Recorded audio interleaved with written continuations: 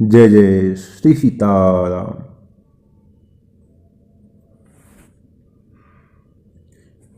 काकभुशुंडी जी जब गरुड़ जी को अपने पूर्व जन्म की कथा सुना रहे होते हैं तब वो प्रसंग भी सुनाते हैं जब काकभुशुंडी जी श्री लोमश जी के पास में गए थे और उनसे कहा कि आप मुझे राम जी की भक्ति का उपदेश दीजिए।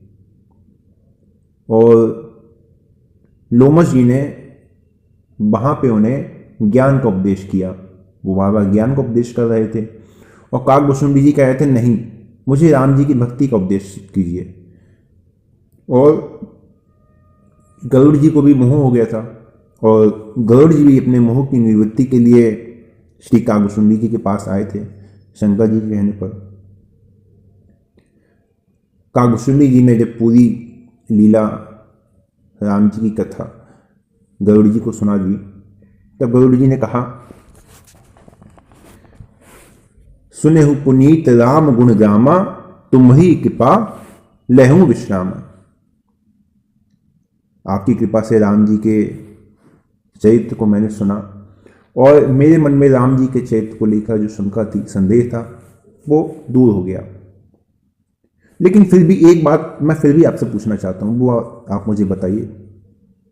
एक बात प्रभु पूछे तो ही, कहो बुझाई कृपा निधि मोही। मैं एक बात और आपसे पूछना चाहता हूं और वो बात आप मुझे समझा के कहिए। तो काकभुशुंडी जी ने कहा कि आप क्या पूछना चाहते हैं। तो गरुड़ जी ने कहा कि कही संत मुनि वेद पुराना, नहीं कछु दुर्लभ ज्ञान समाना। सोई मुनि तुम सन कहो गुसाई, नहीं आदरेहु भगति की नाई।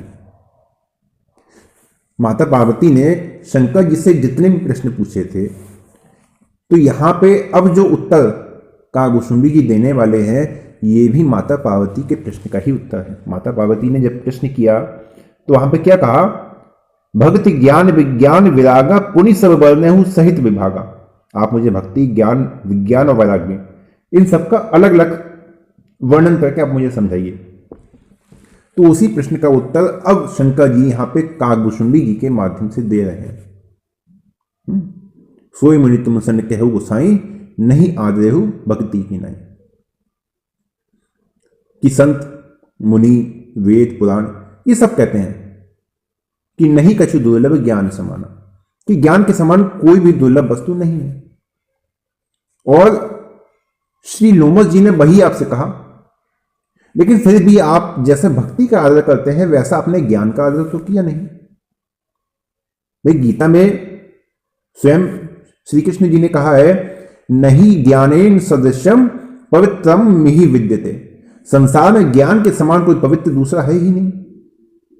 वेद पुराण सबका यही मत है ना। कही संत मुनि वेद पुराण सबका यही मत है। और उसी ज्ञान का जो निरूपण है वो लोमश जी ने आपसे किया, लेकिन आपने उसका वैसे आदर नहीं किया जैसा आप भक्ति का करते हैं। तो इसके पीछे क्या विशेष कारण है वो आप मुझे समझाइए, वो आप मुझे बताइए। ज्ञानी ही भगति अंतर केता, सकल कहो प्रभु कृपा निकेता।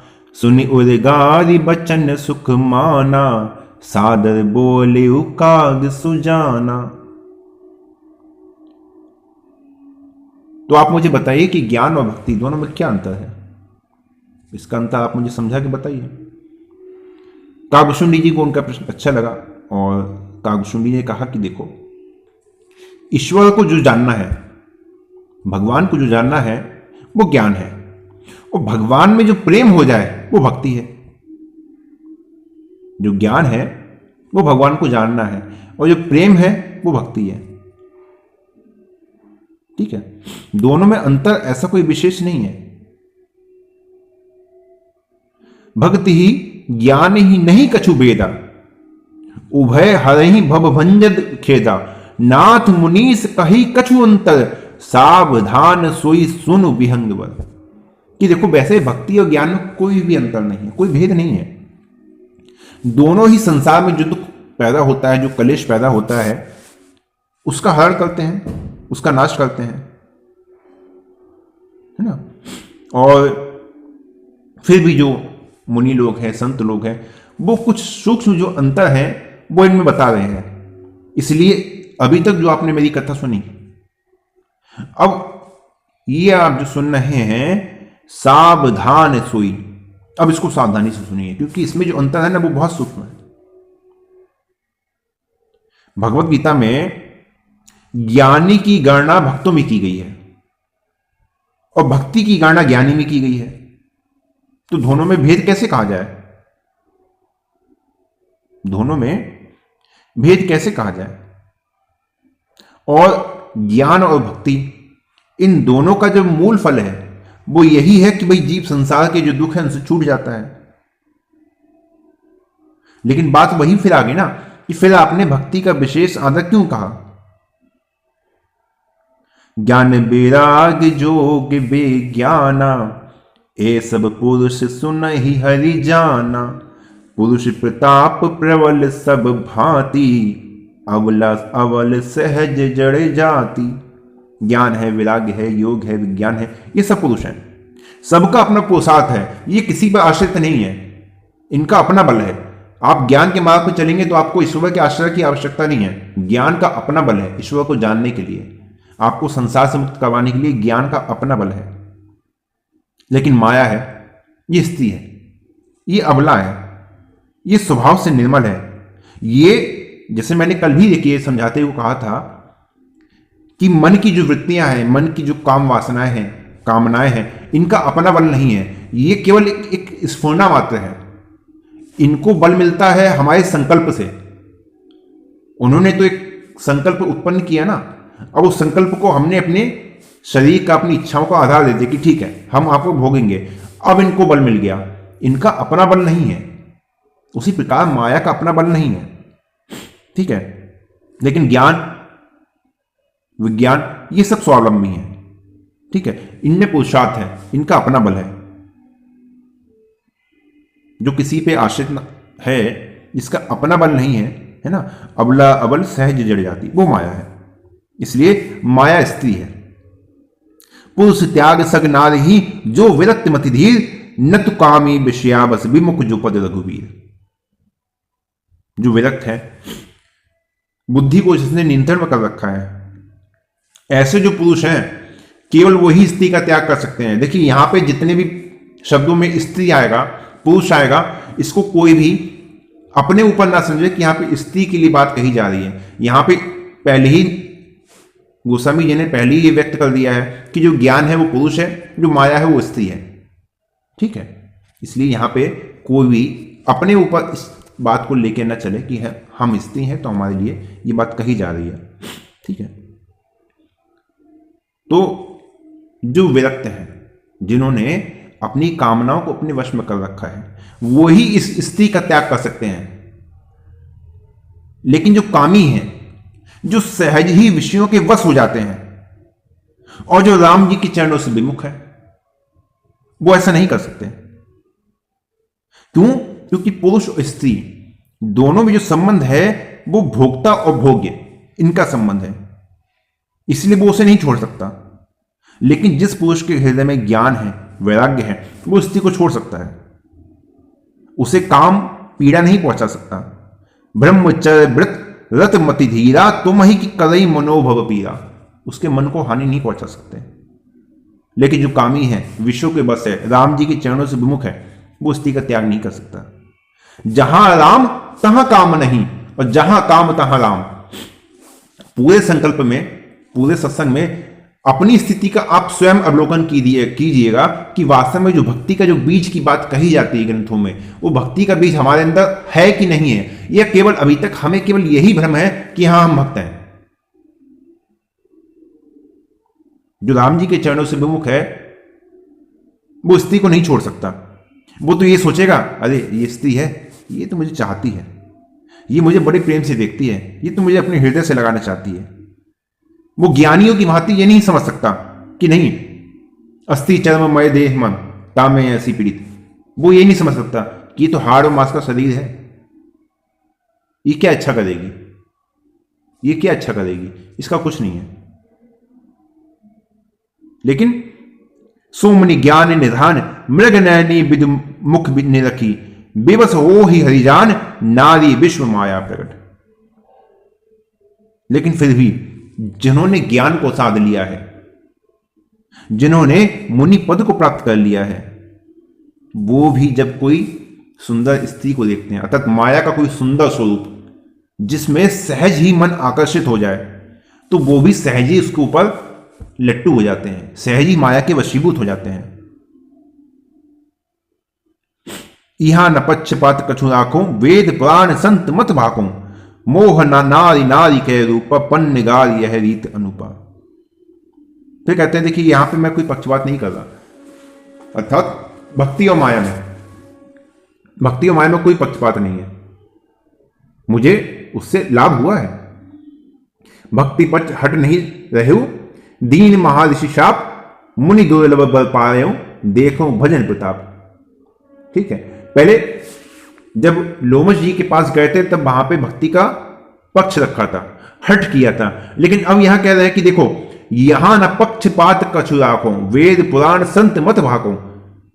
जब मैं लोमश जी के पास गया था तब वहां मैंने भक्ति का पक्ष रखा था, भक्ति के लिए हट किया था, लेकिन यहां पे मैं हट नहीं कर रहा हूं, यहां पे मैं तुम्हें वही बता रहा हूं जो वेद पुराण संत मत भाको, जो वेद पुराण संतों का मत है, मैं वही तुमसे कह रहा हूं। यहां मेरा अपना हट नहीं है। पुरुष शक्ति स्त्री शक्ति दोनों में भोक्ता और भोग इन भावों से ही आकर्षण है, लेकिन स्त्री मोहन नारी नारी के रूप पर, स्त्री स्त्री पर मोहित नहीं होती है, स्त्री वो मोहित नहीं रहती है। और माया क्या है? माया भक्ति सुनहु तुम दो नारी वर्ग जाने सबको। माया और भक्ति दोनों स्त्री हैं। तो जिस प्रकार से पुरुषार्थ है ना, ज्ञान विराग को पुरुष माना गया है, उसी प्रकार दूसरे के जो आश्रित रहती हैं माया है ना, जो उसी भांति जो दूसरे के आश्रित है, तो उस ममता के तार को तोड़ने का जो काम करती है वो कौन है? माया है। संसार के भगवान से ममता तोड़वा के जो हमारी शाश्वत है उसको समाप्त करके जो संसार से हमको जोड़ती है वो माया है, और भक्ति जो हमें भगवान से जोड़ती है। दोनों ही स्त्री हैं और दोनों ही भगवान के ही आश्रित हैं, लेकिन स्त्री होने से इन दोनों में परस्पर आकर्षण नहीं है। क्यों नहीं है? क्योंकि देखिए यहां पे जो बात है कि अनन्य भाव होने से जो राम जी हैं, वो जो भक्ति है वो राम जी को प्यारी है। और माया क्या है? माया तो झूठ कपट ये सब करके लोगों को ठगती है ना, माया विषयों में ले जाती है। इसलिए उसको क्या कहा? नर्तिकी कहा। भक्ति हिसानुकूल रघुराया ताते तही डरपति अति माया राम भक्ति निरुपम निरुपादि बसे जास उर सदा आबादी। अब यहां पे ये निर्णय वाली बात आ गई है कि हम भक्ति में हैं या नहीं है, या केवल हमने अपने मन में ये भ्रम कर रखा है कि हम भक्त हैं। हमें भक्ति का बीज है। क्यों? क्योंकि भक्ति ही सानुकूल रघुराया, राम जी भक्ति के अनुकूल है, और राम जी जब अनुकूल है तो ताते तही डरपति अति माया। तो फिर माया भक्ति से डरती है, माया भक्ति के सन्मुख नहीं आती है, माया भक्ति के पास आ नहीं सकती। राम भक्ति निरुपम निरुपादि बसे जासु उर सदावादी। यदि वास्तव में राम जी की भक्ति किसी के हृदय में है तो वह अबाध गति से बसती है, उसमें कोई दोष नहीं आता, उसमें कोई रुकावट नहीं आती है, वो अबाध है, उसमें कोई बाधा नहीं आती। भक्ति राम जी को प्यारी है, इसलिए वो सदा उसके अनुकूल रहते हैं। लोग रघुपति भगत भक्ति बस अहि, है ना, सूर्य कली अम्बरी सुदुर्वासा भय सुर सुरपति निपट निराशा। इसलिए भक्ति से माया डरती है। आप भक्त हैं ना, आपके मन में ये बात आती है ना हम भक्त हैं, तो ये जो संसार में माया फैली है ये आपसे कितना भय खाती है और कितना आप पर प्रभाव अपना डालती है, ये आप स्वयं मंथन कर सकते हैं कि भक्ति का जो स्वरूप की बात कही जाती है, भक्ति का जो मूल स्वरूप है वो स्वरूप, वो भक्ति हम में है कि नहीं है? या आज तक जिस भक्ति का हम लोग बात कहते हैं कि नहीं हम तो भक्त हैं राम जी के, वो भक्ति हमारे में है कि नहीं है? क्योंकि भक्ति है तो माया निकट नहीं आ सकती। ताते तही डरपति अति माया, तो माया निकट नहीं आ सकती, आ ही नहीं सकती।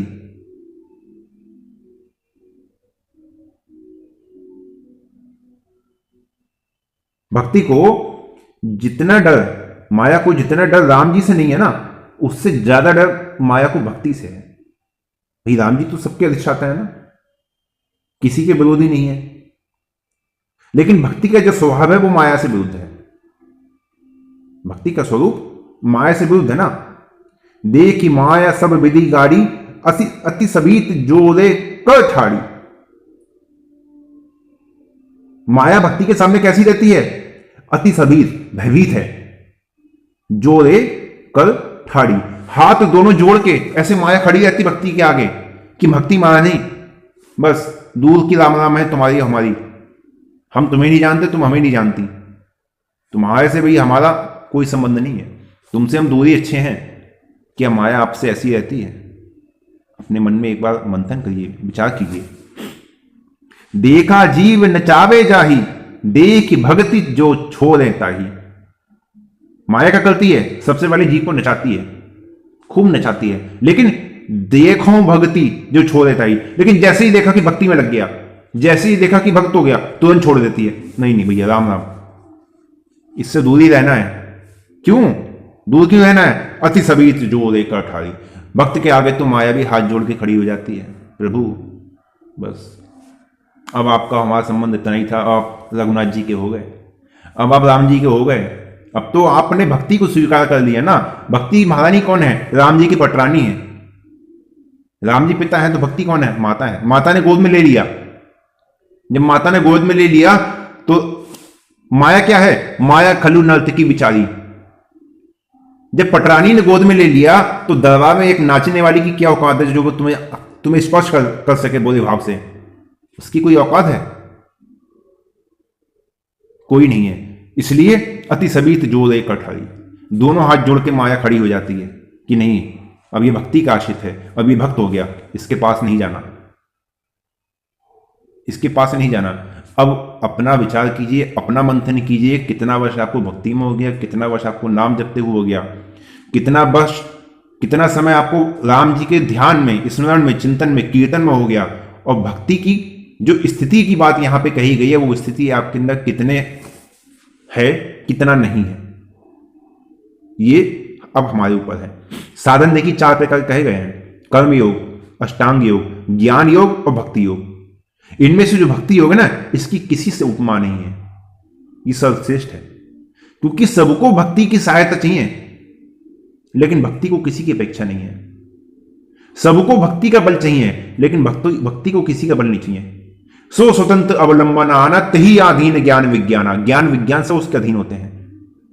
सो सब कर्म धर्म जरी जाओ, जहन राम पद पंकज भाऊ, जोग कुजोग ज्ञान अज्ञानु, जहन ही राम प्रेम पर धानु। ये राम भक्ति, ये अनुपम है, भक्ति अनुपम है। कैसी है? तेही बिलो की माया सकुचाई, करे न सके कछु निज प्रभुताई। माया का चाहे कैसे भी प्रभाव क्यों ना हो, तेही बिलो की माया सकुचाई। जब भक्ति को देख लेती है ना तो सकुचा जाती है, घबरा जाती है, घबरा जाती है कि नहीं इससे दूर रहना है।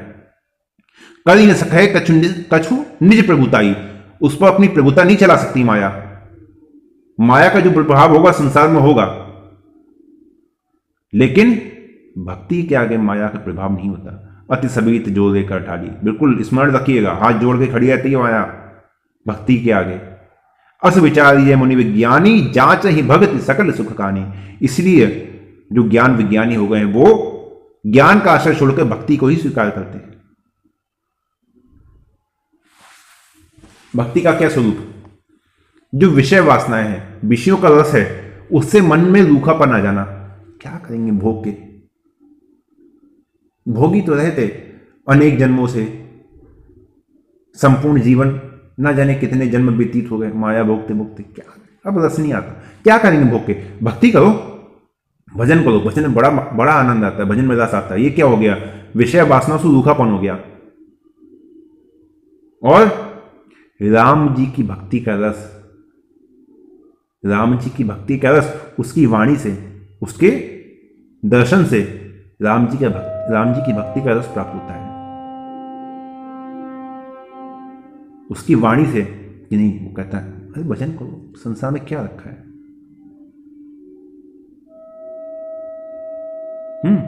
तो तेही बिलो की माया सकुचाई, यहां माया का बल नहीं चलता।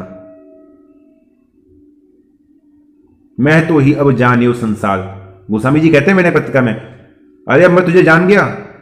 बांध न सकई मोहि हरि के बल प्रगट कपट आगार, अब तू मुझे नहीं, संसार में नहीं बांध सकता, मैं भगवान के बल के आश्रित हो गया हूं।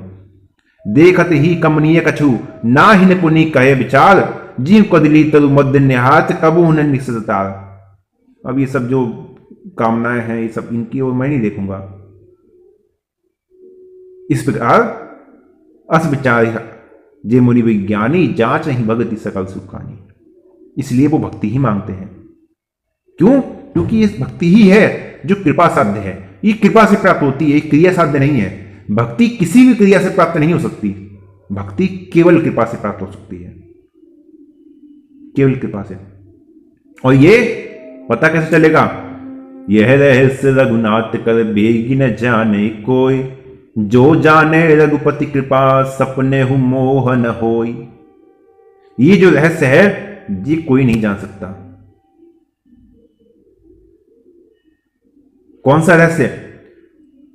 कि माया का बल ज्ञान पे चल जाता है, भक्ति पर माया का बल नहीं चलता, ये रहस्य है।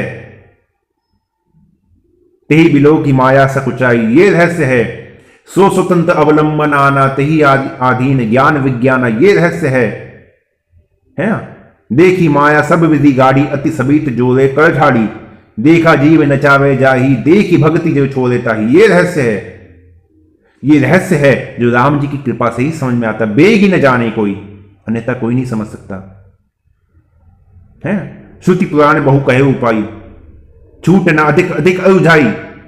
ये संसार की गांठ, संसार की माया, बहुत उपाय कहे गए ना, लेकिन छूटती नहीं है। ये गांठ पे गांठ पड़ती जाती है। छूटना तो दूर की बात है, छूटती ही नहीं है। जीव हृदय तम मोह विशेषी, ग्रंथि छूट किमि पर न देखी। अस संजोग ईस जब करई, तब कदाचित सो निरुअरई। ये गांठ छूटती नहीं है, चाहे कितना प्रयास कर लो। श्रुति पुराण कहू बहु कहे उपाय, बहुत उपाय कहे गए। फिर यहां पे भी देखिए, फिर बात कही गई कि ऐसा हो जाए, ऐसा हो जाए, ऐसा हो जाए, है ना? सुनहु तात यह अकत कहानी, समझत बनई न जाई बखानी। ईश्वर अंश जीव अविनाशी, चेतन अमल सहज सुखासी। ये हमारा स्वरूप था, ये हमारा स्वरूप था। लेकिन हुआ क्या? जब ते जीव वह संसारी, छूट न ग्रंथि न होई सुखारी। जड़ चेतनी ग्रंथि पड़ी गई, यद्यपि मिशा छूटत कट नहीं। जड़ चेतन ही ग्रंथि पड़ी गई। चेतना हमारा स्वरूप, ईश्वर अंश जीव अविनाशी। जड़ ये शरीर, दोनों में क्या हुआ? सो माया बस भय गुसाई, वो माया के वशीभूत होकर ग्रंथि पड़ी गई, वो गांठ पड़ गई। सत्य और असत्य में गांठ पड़ गई। सत्य ने असत्य को स्वीकार कर लिया और सत्य अब उस असत्य को छोड़ना नहीं चाहता। वो नहीं छोड़ना चाहता कि संसार मिथ्या है। यही जो गांठ है, यद्यपि निशा, यद्यपि है नहीं, क्योंकि तुम सत्य हो। वो क्या है? वो असत्य है। सत्य हरि भजन जगत सब सपना, वो स्वप्न है, तुम सत्य हो। सत्य ने असत्य को इस प्रकार से स्वीकार कर लिया कि जैसे वो ही सत्य है, जबकि वो है नहीं। यद्यपि मिशा, इसलिए जो गांठ है वो भी झूठी है, लेकिन फिर भी छूटत कट नहीं, फिर भी छूटती नहीं है। कल के सत्संग में, जब शाम को सत्संग हुआ था, तब भी यही बात चली थी ना, विषय भोग वासनाएं नहीं छूट रही हैं। बात भक्ति की होती है, लेकिन ये क्रिया नहीं छूटती है। वही बात कि यद्यपि निशा, यद्यपि झूठ है, लेकिन फिर भी छूटत कट नहीं, ये छूटती नहीं है। क्यों? क्योंकि जब ते जीव वह संसारी, छूट न ग्रंथि न होई सुखारी। श्रुति पुराण बहे कहे उपाय छूट न अधिक अधिक अरुझाई। जितने उपाय गए हैं कहे गए उनसे काम नहीं बनने वाला। किसी भी उपाय से, किसी भी साधन से, किसी भी यज्ञ से, किसी भी तप से, किसी भी व्रत से काम नहीं बनने वाला। नहीं कली कर्म न भगति विवेकु राम नाम अवलंबने को। केवल नाम का बल, केवल नाम का बल, अन्यथा काम होने वाला नहीं है। किसी प्रकार से काम होने वाला नहीं है।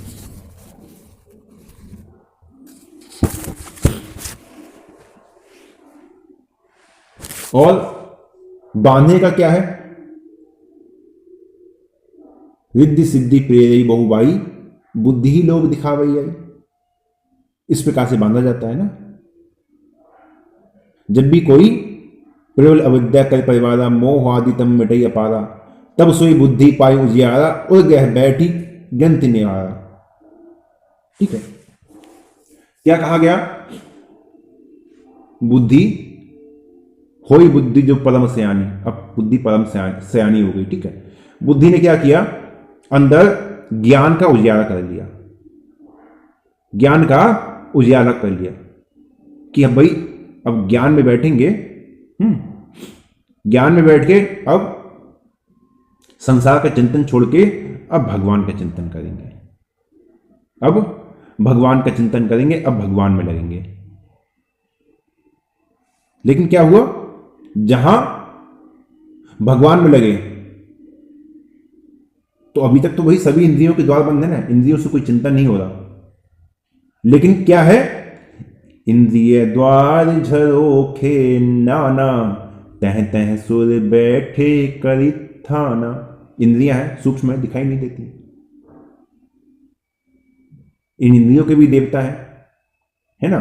श्रवण दिख है ना। त्वचा के वायु है, आंख के सूर्य है ना। जीवा के वरुण है, प्राण के अश्विनी कुमार है ना। हाथ के इंद्र हैं, चरणों के भगवान विष्णु है ना। जो मृत्यु है इसकी वायु है। तो सबके देवता हैं और सब अपने अपने आसन जमाए बैठे हैं। अब बुद्धि ने क्या किया? आसन लगा लिया। ठीक है, बुद्धि ने आसन लगा लिया, इंद्रिय के जो द्वार हैं सबको बंद कर दिया। नहीं, अब भजन करेंगे, भगवान का भजन करेंगे। ठीक है, अब क्या हुआ? अब देवता और माया दोनों ने हाथ मिला लिया। क्या करें? इसका भजन नष्ट करो। आवत देखें विषय बिहारी। तुरंत माया ने कुछ विषय आपके मन में स्फुरना कर दी। माया ने तुरंत विषयों को आपके पास भेज दिया। और जो देवता बैठे हैं इंद्रियों के द्वार पर, उन्होंने क्या किया? ते हटी दे ही कपाट उघारी। उन्होंने इंद्रियों के जो द्वार आपने बंद कर रखे थे सबको खोल दिया, सबको खोल दिया। माया की प्रेरणा से जब विषयों के झोंके आने लगे तो जितनी द्वार थे सब खुल गए। जब सुप्रभंजन और ग्रह जाई तब ही दीप विज्ञान बुझाई। ग्रंथि न छूटी मिटा सो प्रकाशा बुद्धि विकल भई विषय बतासा। अब हवा का झोंका आ गया ना हृदय में। अब क्या हुआ? जब हवा का झोंका घर के भीतर आ गया तो क्या होगा? सबसे पहले क्या होगा? तब ही दीप विज्ञान बुझाई। अब जो ज्ञान का दीप, जो विज्ञान का दीप था वो बुझा दिया। जो दीप अंदर प्रकाशित हो रहा था ज्ञान विज्ञान का, उसको बुझा दिया, नष्ट कर दिया। अब क्या हुआ? ग्रंथि ने छूटी।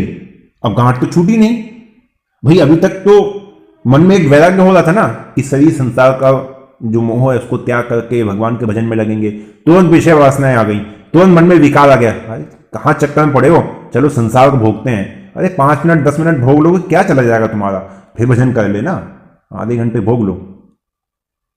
इंद्रियों ने तो स्मरणा दे दी ना, मतलब माया ने स्मरणा दे दी।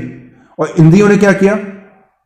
जो इंद्रियों के देवता है उन्होंने तुरंत आपका संबल पाकर, आपके संकल्प का संबल पाकर, जब तक आपका संकल्प उसमें सम्मिलित नहीं होगा तब तक इन देवताओं की भी सामर्थ्य नहीं है कि आपकी इंद्रियों पर जो है अपने वश में कर सकें।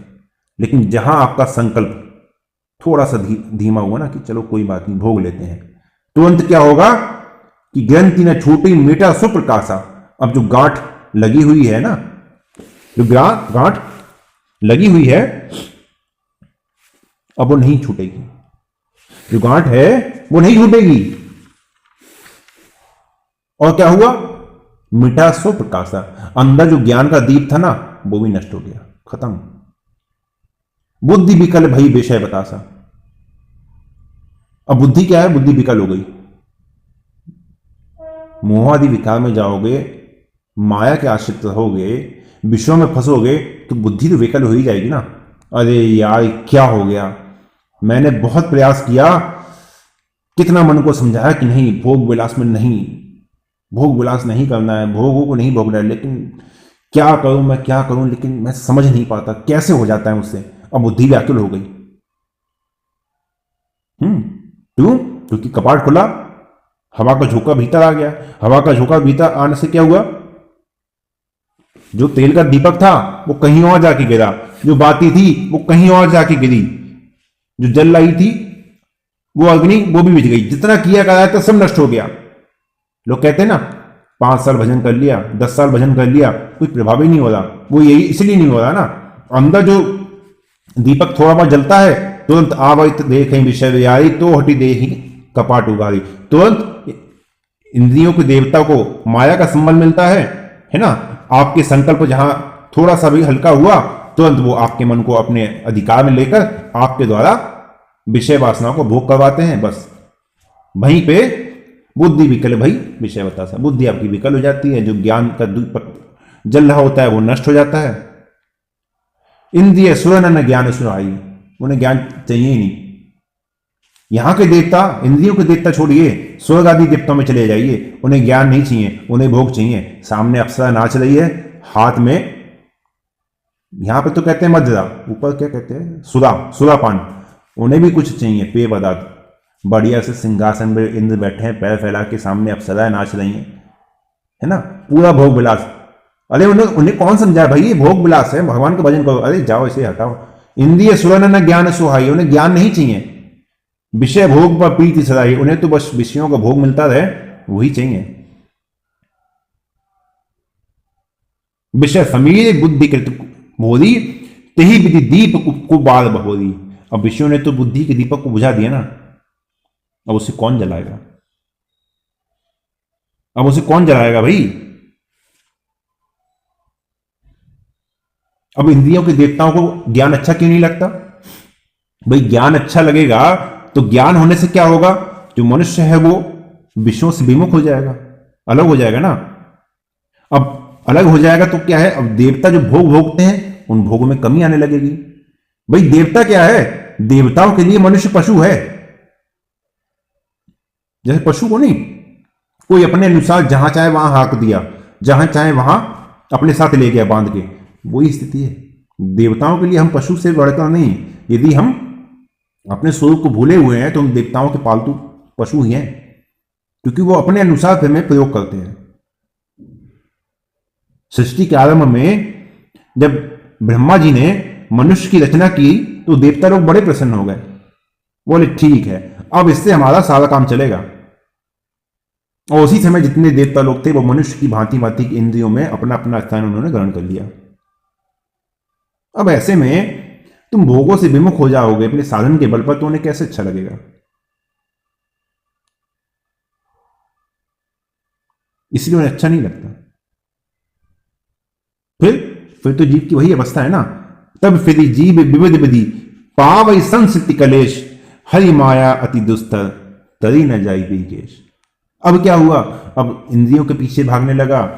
इंद्रियों को देवता ने तो पहले ही सब किया कराया, चौपट कर दिया, तो अब क्या करता है जीव? तब फिर जीव विविध विधि पावई संस्कृति कलेश, अब भांति भांति के कलेश पाता है, भांति भांति के दुख पाता है।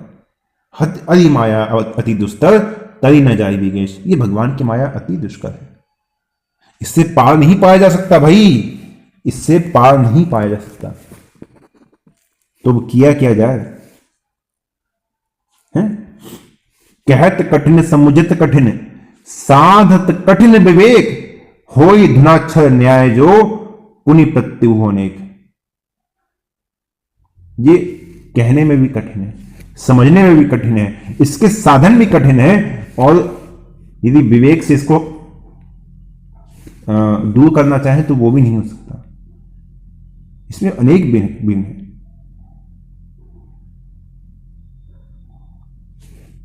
तो फिर क्या किया जाए? अति दुर्लभ कैवल्य परम पद, संत पुराण निगम आगम बद, राम भजत सोई मुक्ति गुसाई, अन इच्छित आवई बरियाई। एक ये मार्ग है, एक यही मार्ग है, और यही मार्ग केवल शेष है। यही मार्ग केवल शेष है, और कोई भी मार्ग शेष नहीं है।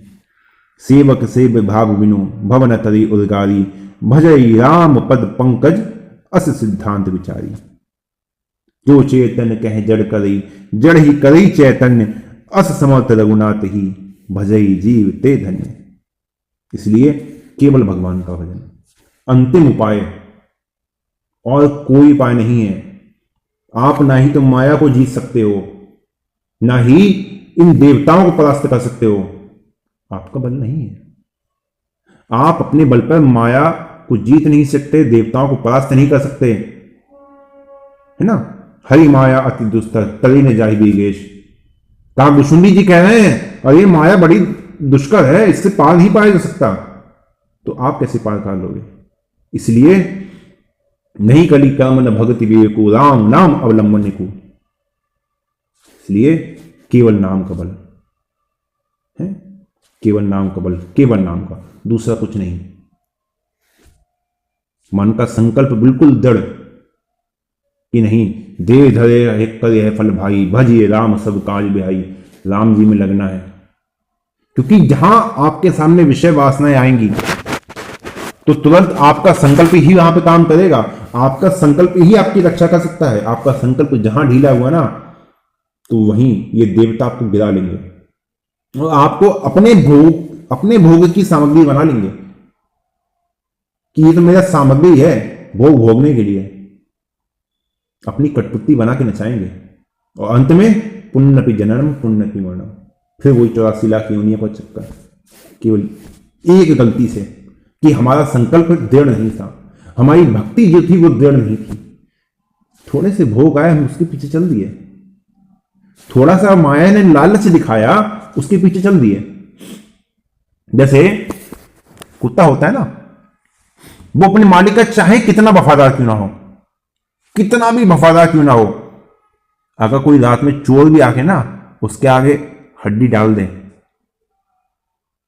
तो वो प्रेम से चोर को भी चाटने लगता है। वो कहता है बस यही तो चाहिए, और चाहिए क्या, यही चाहिए। अब वफादारी फतारी कुछ नहीं, अब तो यही मिल गया बस पर्याप्त है। यही बस मन की स्थिति है, यही मन की स्थिति है। जब तक भोग सामने नहीं आ रहे हैं, वासनाएं सामने नहीं आ रही, कामनाएं सामने नहीं आ रही हैं, तब तक कोई कितना कहता है अरे हमारा भजन बहुत बढ़िया है, हमारा साधन बहुत बढ़िया है, बहुत नाम जप करते हैं।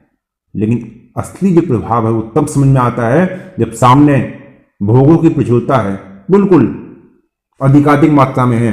अगर भगवान में परीक्षा लेने जाएंगे ना तो बिल्कुल प्रचुर साधन देंगे भोगने के लिए, बढ़िया से बढ़िया साधन देंगे और सारी अनुकूल परिस्थिति दे देंगे। उस समय यदि तुमने त्याग दिया अपने मन के संकल्प के द्वारा कि नहीं चाहिए, मतलब नहीं चाहिए, मैं मर जाऊंगा लेकिन स्वीकार नहीं करूंगा, मैं रघुनाथ जी का हूं, मैं उनका पुत्र हूं, मैं उनकी संतान हूं, उन्होंने जो मुझ पर विश्वास किया है मैं उस विश्वास को नहीं तोड़ूंगा, चाहे जो हो जाए मैं स्वीकार नहीं करूंगा। बस उस क्षण जो तुम भगवान की परीक्षा पास आ गए, फिर जितनी मन की स्फूर्णाएं हैं, जितनी देवता की ये सब कर्तव्य हैं, ये सब शांत हो जाएंगे, ये सब शांत हो जाएंगे। माया खलु नर्तकी बिचारी, फिर भक्ति का प्रभाव जब हो जाएगा ना तो माया भी सामने हाथ जोड़ के खड़ी हो जाएगी कि बताइए आपकी क्या सेवा करूं। आपने कई संत महात्माओं के चरित्र पढ़े हैं ना, मिट्टी में हाथ लगाया, तुरंत पास पत्थर हाथ में, बोले जा बच्चा। क्या था, मां पास पत्थर था क्या? नहीं, माया तो अब खड़ी है ना सामने हाथ जोड़े, अब तो जो चाहे वो करवा लो माया से। लेकिन उसके लिए अपना भजन का प्रभाव है ना, अपने संकल्प को दृढ़ कीजिए कि नहीं हम रघुनाथ जी के हैं। अरे माया तो हाथ का जोड़ेगी, माया पैर पड़ेगी, कैसे नहीं पड़ेगी। माया खलु नर्तकी बिचारी, वो तो हाथ जोड़े खड़ी ही है, लेकिन आपका संकल्प दृढ़ होना चाहिए, आपकी भक्ति दृढ़ होनी चाहिए, वहां पे चूक नहीं होनी चाहिए। इसलिए बहुत ही सावधान, है ना। समय देखिए बहुत अधिक फिर आज हो गया, मुझे तो पता भी नहीं चलता कब कितना समय हो जाता है। लगा था कि 15-20 मिनट हो गए होंगे, 40 मिनट हो गए। चलिए, जय श्री रघुनाथ जी की इच्छा, और आज के लिए यहीं विश्राम देते हैं। जय जय श्री सीता।